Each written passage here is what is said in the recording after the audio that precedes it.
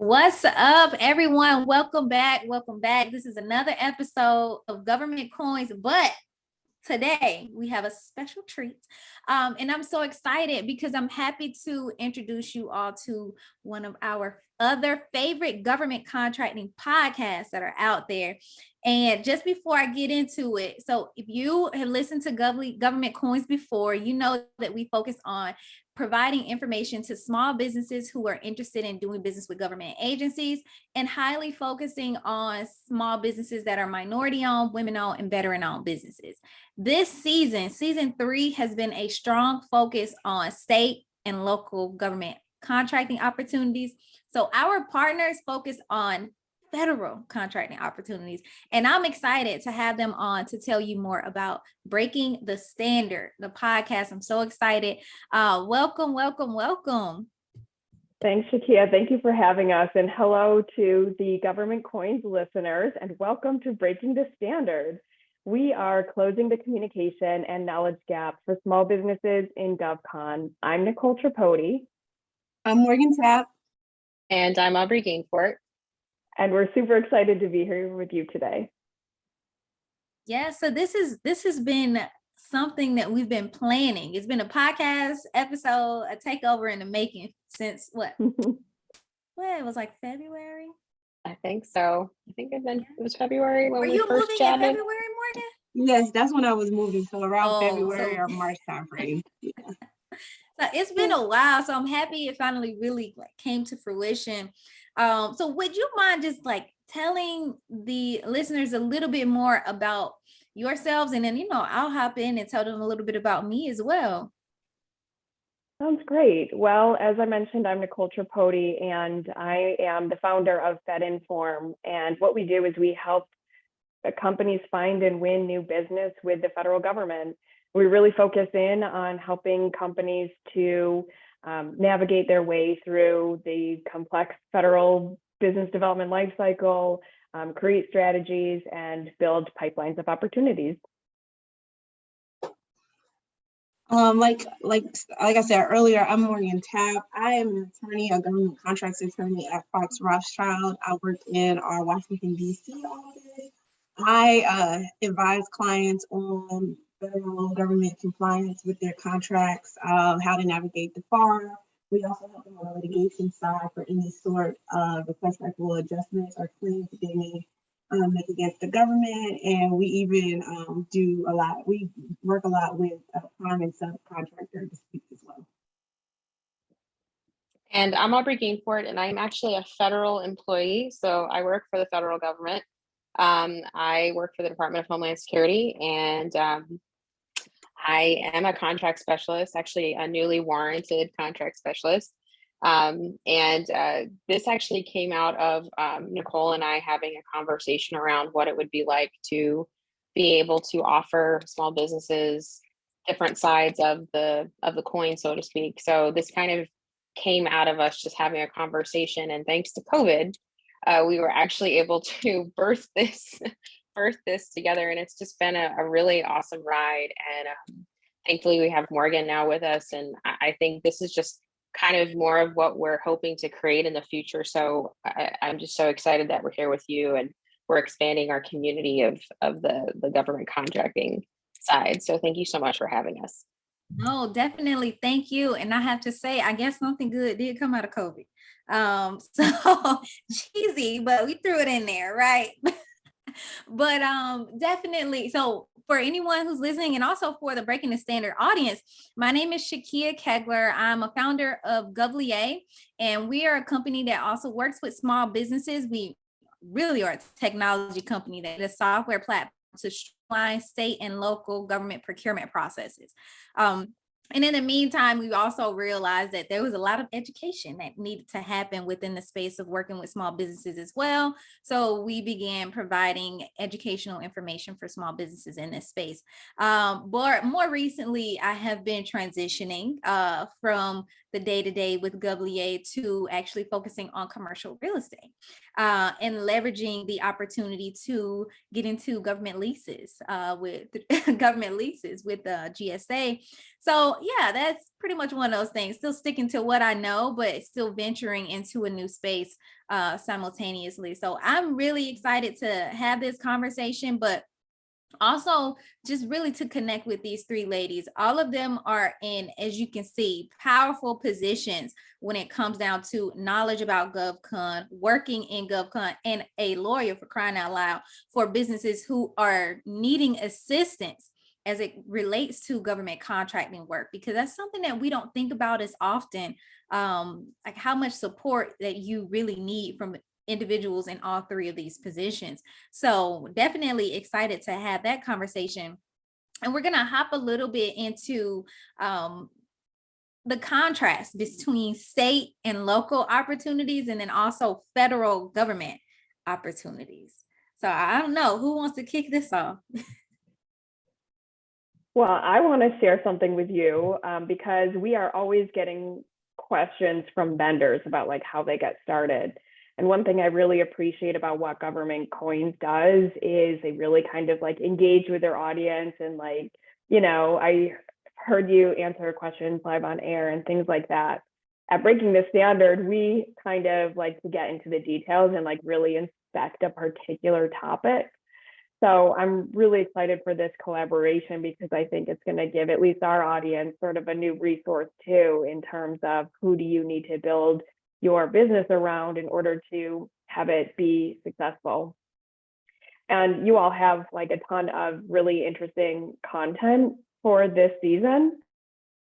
I was listening to your season teaser and also your episode 1, which was the individual from the city of Tampa. And so I guess I've got a question for you that could kind of kick things off. And especially like as you've been building out your podcast and the planning that you've done for the season, are you seeing a lot of like crossover from federal contractors into state and local markets right now? So I will say I don't necessarily see as much feedback when it comes down to federal to state and local. Most people prefer to work with the federal government because of all the bureaucracy in the state and local space, and how many babies you have to kiss and how many hands you have to shake in the state and local space too, to say the least. But for a smaller business, I feel like for us, the message that we kind of really want to push is start in your own backyard. You know, you have the ability to go to City Hall, to go like to really connect with the people who are within these departments. You know, Parks and Rec, if I have a business that needs to do some landscaping or whatever the case may be, you know, being able to have the ability to go and connect with these people in person, and you know, it's in your immediate area, your space of doing business. We're just trying to push that to be more for businesses who are just getting started, which is 70% of the businesses, 78% of the businesses who come to us. And that's why a lot of our content is a lot more goofy and like funny. And I'll say that's one of the difference I would say. In Breaking the Standard, you guys go into the details about this content. So I feel like it's like a step up from where GovLA is. Like we're the entry level, and you go in and you start talking about like proposal breakdowns and just all the stuff that go into it. So I feel like that's why we kind of wanted to hit that state and local space. So I haven't seen as much aside from like those large contractors, of course, but I haven't seen as much of like that transition from that federal to that state and local space. Interesting. I don't often come across a lot of state and local vendors. Yeah. I see a lot of crossover from like commercial to federal. Yeah. Sometimes federal to commercial, but it seems like really market driven. So it's interesting. It's interesting to kind of get engaged in this state and local conversation too. And how has that been? I guess I would say from the ones who transitioned from that federal to that commercial, that corporate space, like what have you heard from them in regards to how that process is? Because I think that's a whole nother conversation within itself.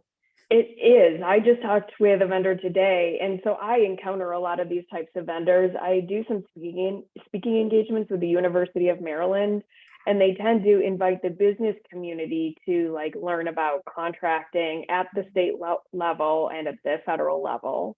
I don't do the state level stuff. I do all the federal level stuff, but as you can imagine, it's a lot of companies that are kind of just commercial companies like your mom and pop shops, and they want to move into the federal market. But honestly, I think what I encounter more often than not is, like I said, it's market driven. And so a commercial company, when the commercial markets are not doing so well, when we're in an economic recession, they look at government contracting as like the stable option.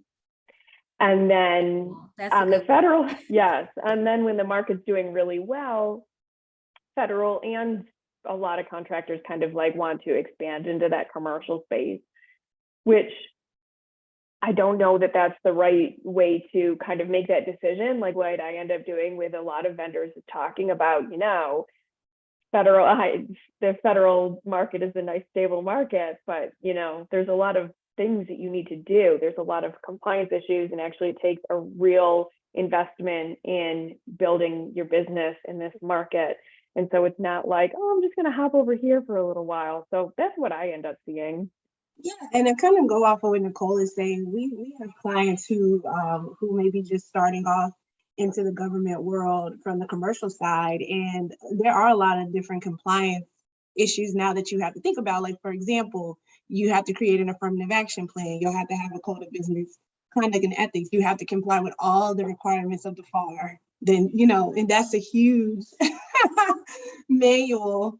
And then, the negotiation power with the government is just not the same as it is on the commercial side. I know one of the key issues that we noticed recently is the escalation of a lot of materials, like steel, for example, and negotiating a higher price because of the escalation of steel with the private sector, with the private owner versus the government. We've seen that it's much more easier to do it on the private side than the government, where the government is going to be super rigid. And a lot of times you'll see the government will make one decision for one, and that'll kind of be the decision for all. Mm-hmm. So now you have to get the government to just change their mind, and that can just be an entire process in and of itself. So hopping from the private side to the government side, I don't think anybody should be fearful of it, but you just have to keep in mind that it is a challenge. And the same with state and local. If you're hopping from the state and local side to the federal side, there are compliance issues that you need to be aware of. But one thing I would say about that as well, a lot of times with the state and local government, a lot of times they're taking money from the federal government anyway. So it's a lot of requirements that are federal that you're probably complying with anyway. So it might not be as big of a hurdle as you think it is if you're already doing state and local government work. I like that. I like how you did that contrast between the escalation and the pricing, because everything is market driven in everyday life except for in the government. Right. Like, they want the price they got last year on the no, things are different now. That's like inflation is going up. Listen, and they know it. Like, right. Ari, I hit the wrong button. No, I was trying to unmute myself when I turned my video off. So I have a question, because I've only ever been in the federal government sphere. So if you're looking at a business that wants to work in, I guess, local or state government, what would you say the biggest challenges are? Because you were saying like kissing babies and, chatting with people and stuff. And I'm sure every state is different in terms of how they run things and how it operates. And I'm just curious, because I only know, the regulations when it comes to being a federal contractor. So I guess one of the cons I'm thinking is that if you're working with every state, it's different. So I guess whatever works in like Florida might not work in, where I'm in Virginia, Morgan's in DC, and Nicole's in Tennessee. So, but like, what are there actual steps that have to be followed in terms of being a local, state or, local contractor? Like, what does that look like in terms of, people who are in our audience mostly that want to get registered in SAM and, go become a federal contractor. So it's completely different. And I think when it comes down to like the SAM and the state and local, I mean, the federal and the state and local, the point that you made is everyone having completely different processes. That is the biggest thing. So you have to understand everyone's process. What system are they using? Are they using OpenGov? Or are they using any of the other platforms? Hoping that they use OpenGov because it's a lot easier to navigate. But some of them are still using paper-based processes where you have to mail in 5 copies of your proposal along with a USB drive that you're never gonna get back, by the way. Everyone's processes are completely different and it's very archaic. But then also I would say I'm really making state and local government sound real bad right now, but but the reason, so federal works because it's mostly is digital. But if I live here in the city, I can walk that proposal up to the city hall, right? So that's why I'm pushing more small businesses into that space. But then the opposite side of, the process of doing business with state, and the other side of doing business with state and local is it's so at the federal level, they'll take a chance on a lot of new or selecting based off price or cost or quality. At the state and local space, you'll come in and you'll see the same company who's had this contract for almost 30 years. And it's one of those processes, right? So that's one of the reasons we try. And that's a lot of reason is because people aren't responding to these opportunities or challenging, these awards and things like that. So another reason to push more businesses into this space. They may just not receive quotes from businesses. So that's why they don't have enough competition to go off of, right? Pushing more businesses in there, making there more increasing the competition around it would, and I guess you can say this also happens in the federal space too, but I see it heavily in the state and local space.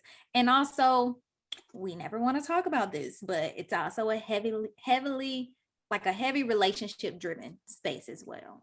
Remember, I said coming in there, talking to them. I know these people. I want to do business with them. And sometimes that can lead to nepotism, right? So that's a little bit of different nuances in terms of what happens on the state and local side that can increase barriers. Of course, federal level, when we talk about small business certifications, oh goodness. So federal level, when we talk about small business certifications, government manages all of those certification processes, those small business certifications. If you want to get registered as a small business, a veteran-owned, minority-owned business in the state of Florida, you may have to do it with the state of Florida.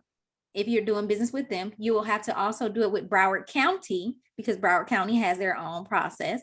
And, depending on if the city or it's just so, it's so many more layers to it. And there's no standardized process. So I feel like everything revolves around that aspect of it. But the good thing about state and local opportunities is, of course, it's easier for you to access these opportunities, get into this space, because you are there and you can provide opportunities in a local space. And they do prefer to work with local vendors, just because, of course, you have they have more access to local vendors. So I guess I would say those are some of the pros of the differences between the processes of doing business with state and local. I kind of went off on a tangent there. I start feeling some of this in my heart. So, but so talk about compliance issues. I'm just hearing, oh, you've got to do it at the county, at the state level, and the city local to talk about compliance. That sounds like a major headache. One thing I listened to, so your episode with Gregory Spearman from the city of Tampa. One thing that I saw, and I kind of want to get your thoughts on this too, is I was surprised by how I felt that he was very open and transparent about what the city needed, which is something I don't always, feel from the federal government side. The city of Tampa, it's a city, but they're having some of their outreach events and they're pulling in multiple organizations to go to these events. They're held in a convention center because they're so big. And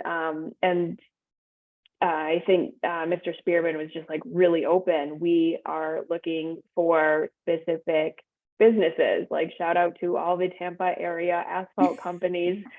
So I was just like surprised by how candid and open he was. And maybe it's because they have fewer requirements than a large agency of the federal government does, so that they can be a little bit more open, transparent, and specific. But I kind of wanted to get your take on it. What are your thoughts on that? No, I'll say the exact same thing. They Yeah. do have, as a city or a county, you can only have so many regulations, at the federal level, the FAR is enough for me. So, and then, you add a lot more on at the federal level too, but at the state and local, they kind of just take what the federal government gives them and like trickles down and add or take, well, they can't necessarily take away, but they can put their own spin on things. So then you just have to worry about sticking to their rules, their guidelines, and their regulations. So, but once you, like I said, once you get in with the state and local space, it's sweet, you're home, you're doing business, taking care of your community. So Awesome. So I have one quick question. And this is more in terms of like, how did you, and this is back to like the podcast, like forming process. So like, what was it after that conversation that really sparked the process of starting the podcast? And then also, how has it been? How's that process been with the podcast? Podcast, it's been awesome. I mean, it's been awesome for me, and it's been awesome to like see it grow. Like I guess I'll answer the parts that I love about it. I think Aubrey and I like different things about it, so it kind of works out. But I'm the one who kind of pulls in a lot of the content, and so we all contribute to bringing guests to the podcast and things like that. But I kind of do like, I don't know, the managing and the organizing, which is stuff that I'm really good at and really love to do. And so now I'm not as good as you. I think you've got your like 16 next episodes planned out. We plan, I don't know, 2 or 3 in advance. And That's a lot of times, I can't take it. None of good job, Hannah. So that's the part I like about it. And it kind of forces me to be really on top of new things that are happening in the industry. It's important to do that anyways, and it's not something that I necessarily do. But when you're creating content for a podcast, it's like, oh, what is that thing that SBA published, and what's the relevance to small businesses? Like, it forces me to be more aligned with sort of the current events and to be thoughtful about impacts on businesses. It's really allowed me to be able to connect with people around something that I do every day, but like in a way about with a community that, Nicole and I are both very passionate about for very different reasons, or sometimes for the same reason. But I think it's also just allowed me to kind of connect with people that I never thought I would ever be able to connect with. And when we started this, we both were like, well, let's take a chance. Let's see how it goes, and our first year, we accomplished everything that we wanted to. And then we got our first sponsors this year. And, like, it's just, I see like the actual like possibility that we could take this and really go somewhere with it. I mean, I'm not retiring anytime soon, but I truly think this would be something I would like to do, or to help small businesses on the other side. I don't want to be a Fed forever. And so being able to like really see this affect and impact real people, like in a completely different way, like is I think one of the things that I love. And honestly, also when we get actual like feedback from our listeners and being able to, hear how people are putting it into practice, it's been surreal. So And Nicole does do a lot of the content. I've taken on a lot of the social media, and it's honestly been a huge learning curve for me. Like that's probably the other thing we've learned a lot from the beginning to now. And she's gonna laugh at me. She's probably gonna hate me for saying this, but when we first started recording, you know, we knew nothing about how to record, and like, you know, we're literally sitting there trying to figure out how to record and like what sound control looks like and everything. I mean, I'm literally like, you know, 6 months pregnant, Nicole's recording in her closet. Like we're literally trying to like figure out like how things are gonna work. And you know, it's just it's completely blossomed into something different. And now we have Morgan, and you know, it's just, I don't know. I'm really thankful for the process, and I look forward to doing this with them every week. Like I look forward to seeing them both. I look forward to being able to have the conversations that we have. And this is actually the first time we've been together in like 6 weeks. So it's actually really nice to be back together again. So Yeah, I was super thankful when Nicole and Aubrey asked me to join the podcast. I was surprised. I recorded a couple of podcasts with them. One where I kind of delved into my previous experience, which was with the Army JAG Corps. And I was able to talk about my experience on the pre-procurement side of government contracts, which a lot of people, Aubrey does because she works for the government, but a lot of people, unless you work for the government, you don't understand how a contract is, how a solicitation is actually formed. So we were able to have that conversation. I think they brought me back one other time, and then they asked me to be a co-host. And it's been great. I think for me, what I enjoy the most is that I get to hear and understand what business owners are thinking outside of the legal realm.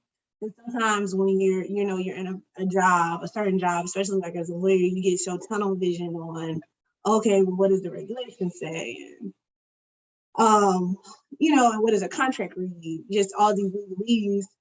And this podcast has helped me to expand my knowledge, to understand some of the concerns that business owners have that may not necessarily directly deal with regulations or contracts, just like general management of a contract, things like that.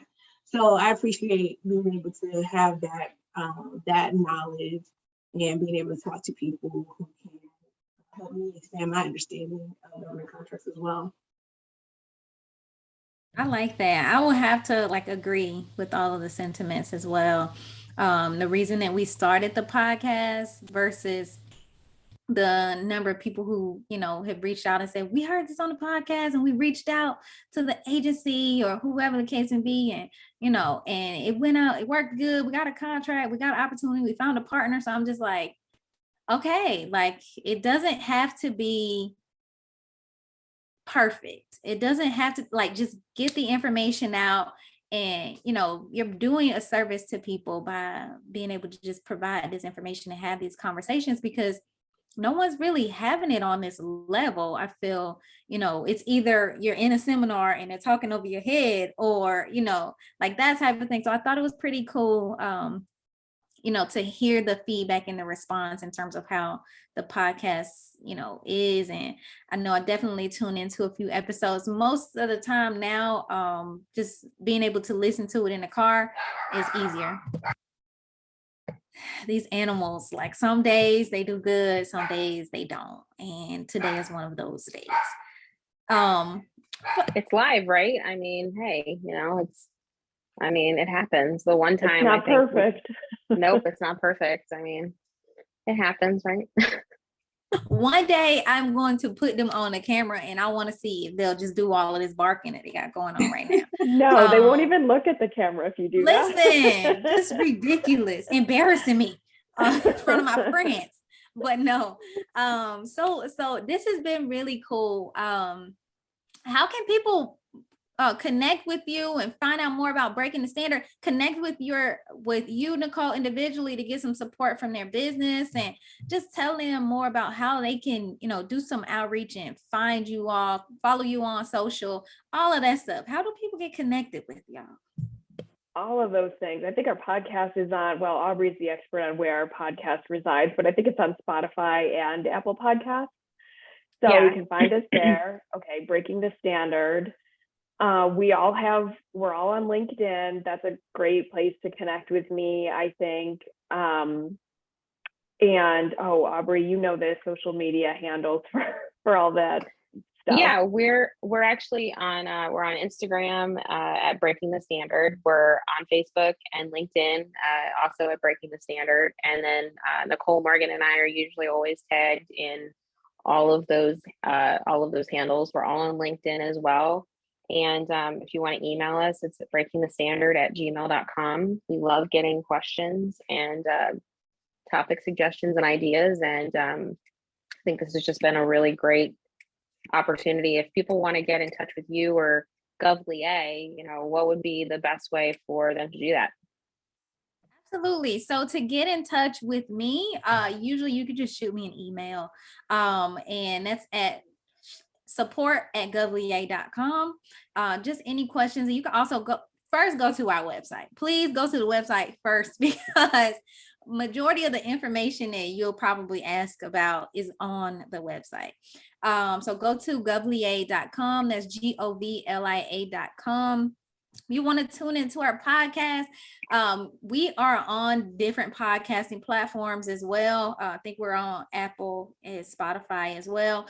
But usually if you head over to our YouTube channel, like that's where most people listen to our podcast, on YouTube, not on the YouTube. I sound like a boomer. But on YouTube, and you can, drop comments, ask questions. We really like when people are engaging with us, so that way we can continue to make sure we're providing the information and content that you would like to hear and see.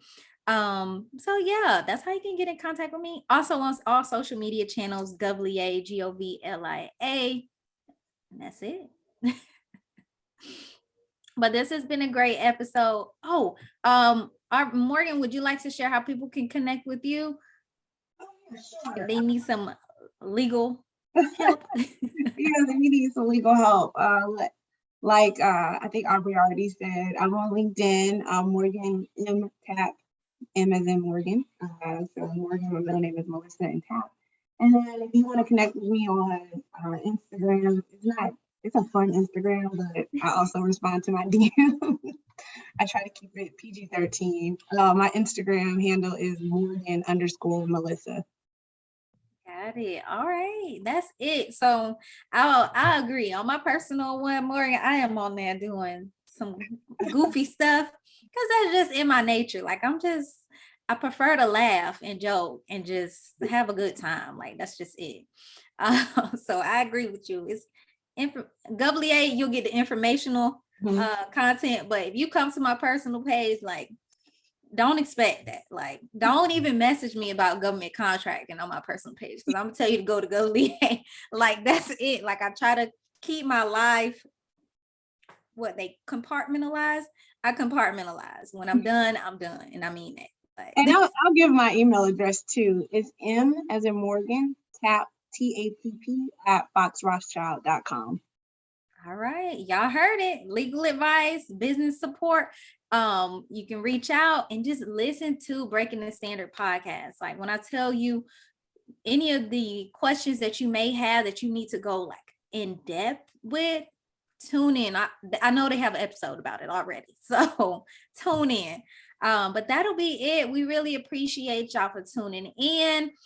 Make sure you share, you comment, you like, and don't forget to subscribe to our YouTube channel. What are you doing? If you haven't subscribed by now, something's going on. We're giving out too much for you not to be a part of this channel. So subscribe, and if you are interested, join our community. And that will be it. We'll see y'all in the next episode. Peace.